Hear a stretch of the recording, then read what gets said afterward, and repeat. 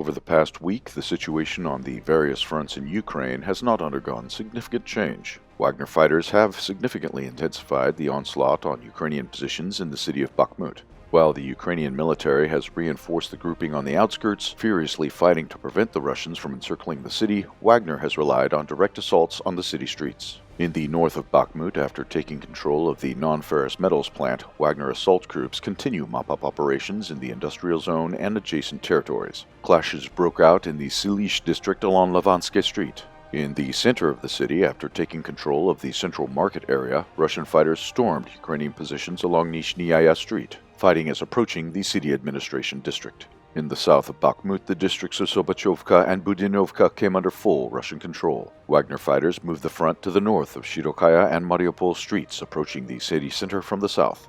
Outside the city, in the areas of Krasny, Kromova, and Orhova-Vasilevka, the front line has not changed. The fighting continues for control of key positions and for the route to Konstantinovka.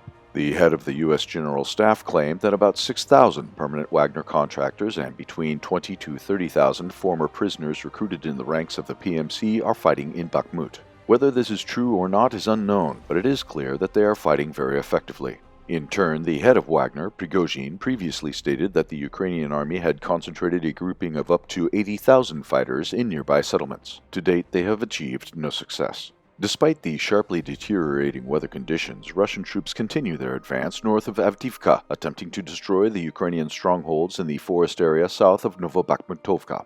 Amid the increasing risk of encirclement, the Ukrainian authorities banned journalists and volunteers from entering Avdiivka. City services were evacuated. Mobile phone communications were reportedly cut off in the city to prevent pro-Russian citizens from reporting data on the location of Ukrainian positions on the streets. In recent days, Russian units managed to advance in Marinka. After being surrounded from two sides, the Ukrainian forces were forced to retreat from the strongholds in the church and some administration buildings in the central district of the city.